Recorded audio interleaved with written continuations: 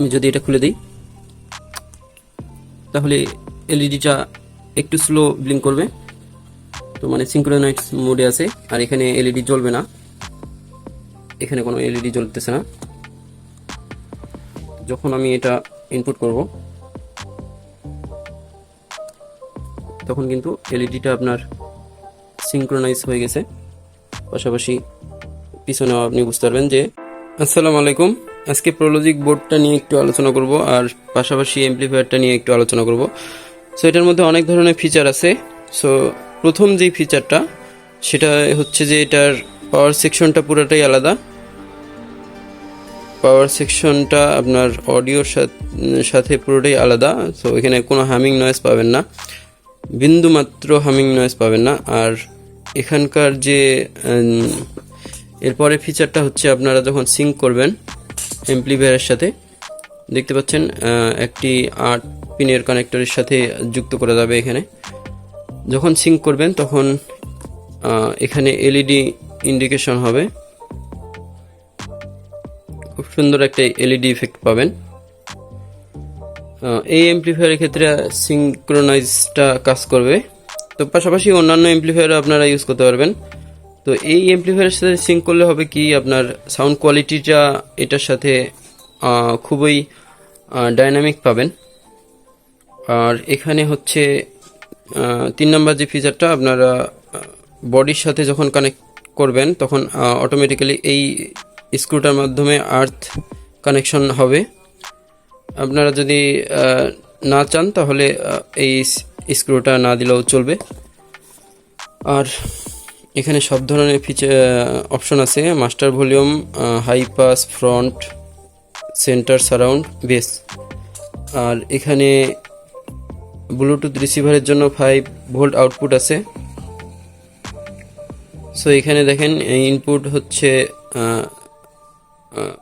Audio input, এখানে audio input, stereo input. আর এখানে output হচ্ছে সাবউফার, সারাউন্ড, ফ্রন্ট, সেন্টার। এর পরের যে ফিচারটা সেটা হচ্ছে একটি মাত্র পাওয়ার সোর্স থেকে কিন্তু পুরো সেটআপটা রান হয়ে যাবে। সেটা 12 ভোল্ট থেকে 24 ভোল্ট পর্যন্ত। 24 ভোল্ট দিলে আপনারা সাউন্ড কোয়ালিটিটা একটু বেটার পাবেন। এখানেও 24 ভোল্ট ইনপুট করা যাবে, সমস্যা নাই। তো এখানে যখন আপনারা ভোল্ট ইনপুট করবেন তো এখানেও কিন্তু কুলিং ফ্যানের জন্য 12 ভোল্ট আউটপুটের ব্যবস্থা আছে।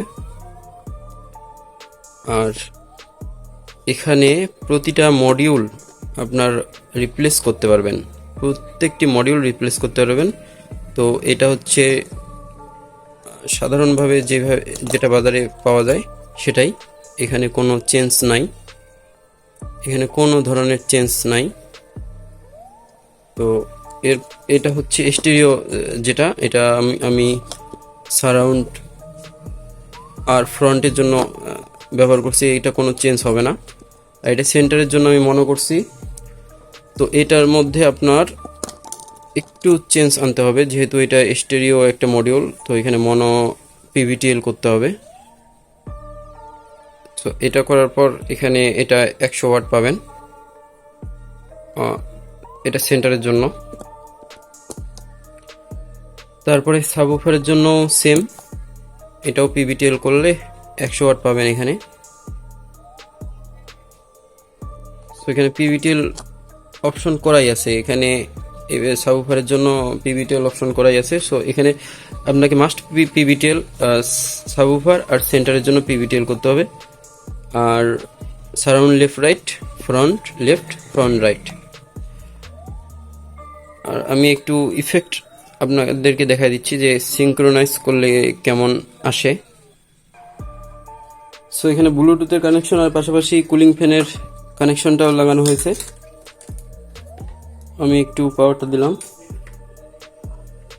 তো দেখতে পাচ্ছেন এখানে কুলিং ফ্যানটা রান হয়ে গেছে আর এখানে ব্লুটুথ পাওয়ার পেয়ে গেছে। এখানে দেখতে পাচ্ছেন একটা এলইডি ইন্ডিকেশন হচ্ছে।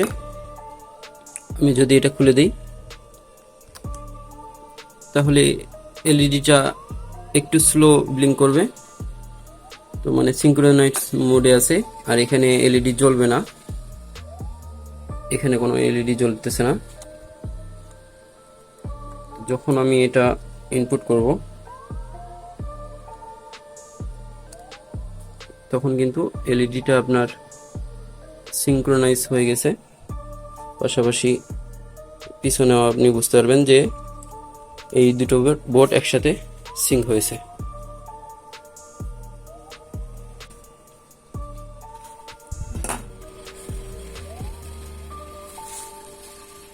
এটার ফাংশনটা এরকম, শুধু একটা পাওয়ার সাপ্লাই থেকে সব চলবে। সো এটা আসলে খুবই ছোট একটা সিম্পল একটা জিনিস এবং অনেক পাওয়ারফুল। আর এটার পাওয়ারফুল এবং যদি আপনারা ডাইনামিক সাউন্ড চান, ওই লেভেলের সাউন্ড পছন্দ করেন, সো পুরো সেট আপটা নিতে পারেন। আর শুধুমাত্র প্রোলজিক বোর্ডটাও নিতে পারেন, যে কোনো অ্যাম্প্লিফায়ারে আপনারা কানেকশন করতে পারবেন, অনেক ইজি কানেকশন। পরবর্তী ভিডিওতে আমি এটার সাউন্ড টেস্ট দেখাবো। ধন্যবাদ।